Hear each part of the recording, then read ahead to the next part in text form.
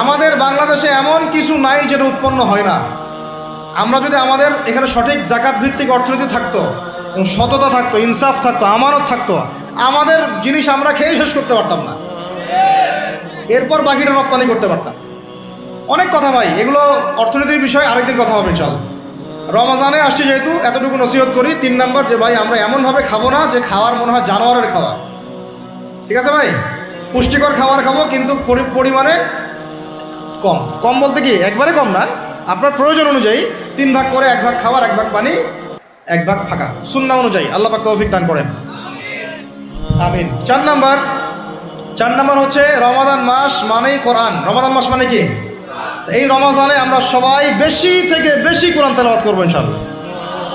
কারা কারা পারি হাত তুলি, আলহামদুলিল্লাহ, হাত নামান। সবাই পারেন কোরআন তেলাওয়াত?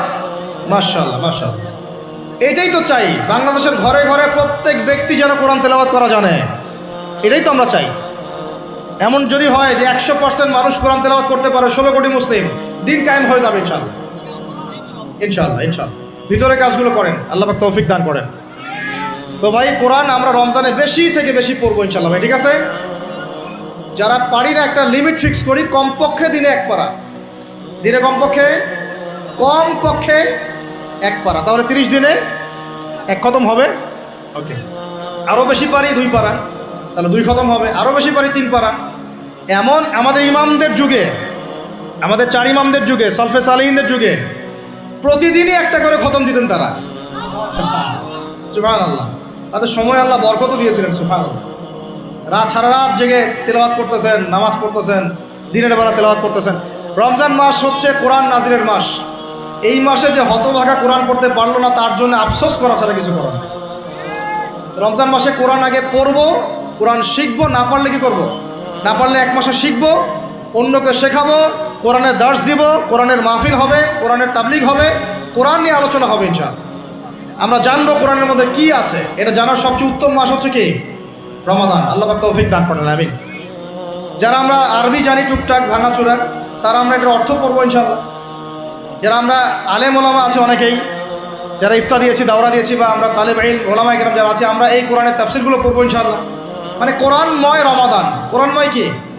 এবং চেষ্টা করবেন, আমার খুব ইচ্ছা হয় যদি আল্লাহ পাক আমাকে ক্ষমতা দিতেন, তৌফিক দিতেন, আমার ইচ্ছা হয় যে রমজান মাসে বাংলাদেশের যত মসজিদ আছে সমস্ত মসজিদে কোরআন শিক্ষা ফ্রি হয়ে যাবে। ভালো উদ্যোগ না? বাংলাদেশে কত মসজিদ আছে? 1000 না লাখ? লাখ না কোটি? হয়তো কোটি কোটি মসজিদ থাকতে পারে। প্রত্যেকটা মসজিদে যদি বিনামূল্যে কোরআন শিক্ষা কার্যক্রম করা যেত রমজান মাসে, 1 মাসে আপনি দেখতেন প্রায় মিনিমাম 5 কোটি মানুষকে কোরআন শেখানো যায়।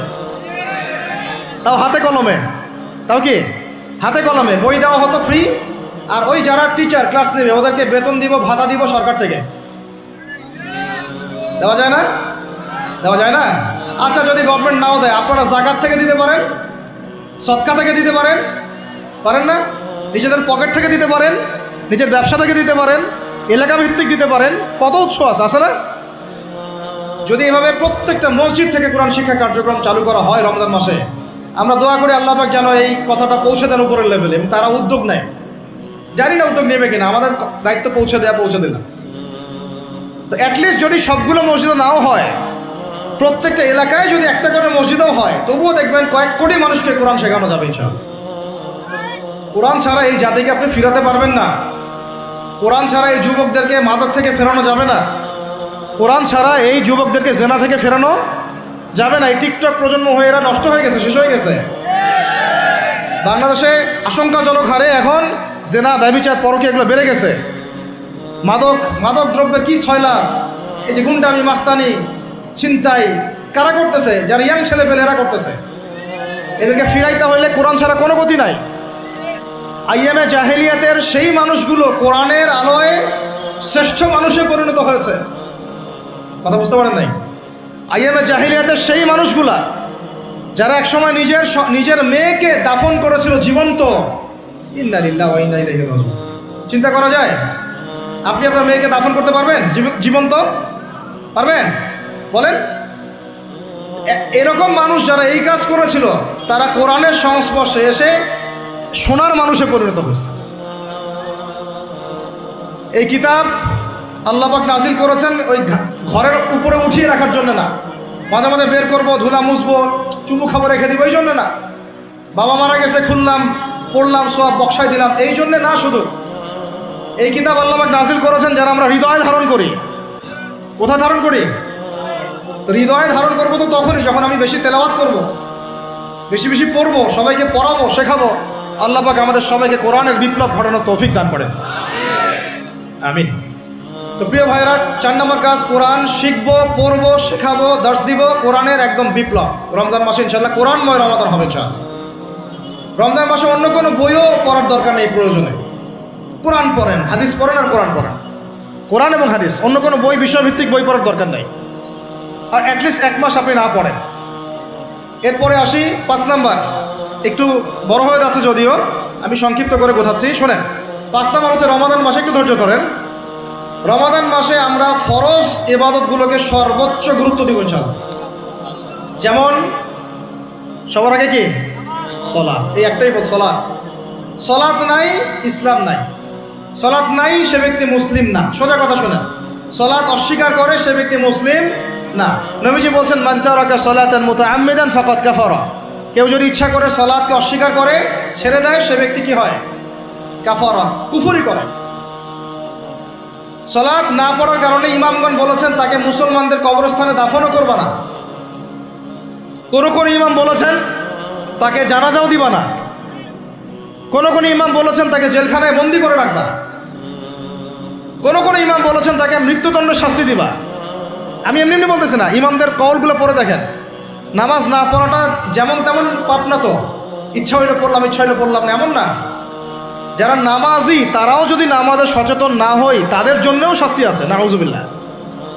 ফাওয়াইলুল লিল মুসাল্লিন আল্লাযীনা হুম আন সালাতিহিম সাহুন আল্লাযীনা হুম ইউরাউনা ওয়া ইয়ামনাউনাল মাউন। এখানে বলা হচ্ছে মুসল্লিদের জন্য দুর্ভোগ, যে মুসল্লিরা নামাজ সম্পর্কে গাফেল, উদাসীন, উদাসীন।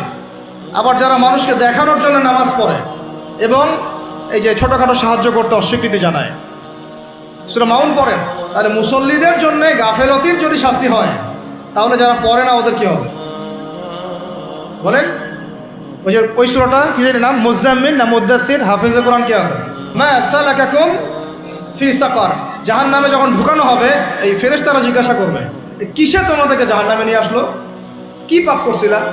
তারা বলবে, তখন তারা বলবে ক্বালু, তারা বলবে, ওই জাহান্নামীরা বলবে, লাম নাকু মিনাল মুসাল্লিন। কি বলবে তারা? লাম নাকু মিনাল মুসাল্লিন, আমরা মুসল্লি ছিলাম না, আমরা নামাজ পড়তাম না। তাহলে বেনামাজির পরিণতি কি বলেন? জাহান্নাম।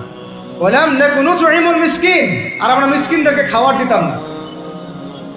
সুবহানাল্লাহ। আল্লাহ পাক আমাদেরকে সালাত আদায় করার তৌফিক দান করেন। রমাদান মাসে শক্ত করে নামাজ ধরবেন ইনশাআল্লাহ, আল্লাহ পাক তৌফিক দান করেন। 5 ওয়াক্ত নামাজ চেষ্টা করব জামাতে পড়ার জন্য। যদি জামাত ছুটেও যায়, তাও পরে জামাত করে নেবেন। সেটাও না পড়েন, অ্যাটলিস্ট বাসায় পড়বেন। রাজি আছেন? এখন কথা হচ্ছে যে নামাজের সাথে আরো অনেক ফরজ আছে না? যেমন পর্দা কি ফরজ না? ফরজ না? যাকাত ফরজ না? ফরজ না? তারপরে আল্লাহ পাকের আনুগত্য করা, এটা ফরজ না? ফরজ না? রাসূলের আনুগত্য, তাওহীদ ফরজ না? সুন্নত। এই জিনিসগুলো, ফরজগুলোকে শক্ত করে ধরবো ইনশাআল্লাহ। রাজি আছেন? তাহলে 4 নম্বর হচ্ছে রমজান, এটা কি 5 নম্বর না? 5 নম্বর, রমজান মাসে ফরজ ইবাদতগুলোতে সর্বোচ্চ গুরুত্ব দিব ইনশাআল্লাহ।